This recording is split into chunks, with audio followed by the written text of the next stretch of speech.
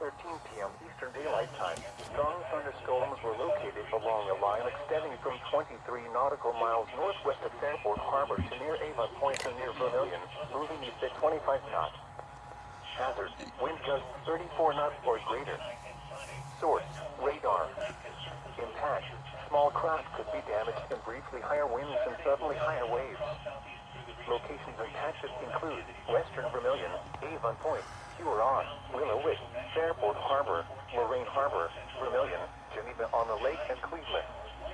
Move to safe harbor until hazardous weather passes.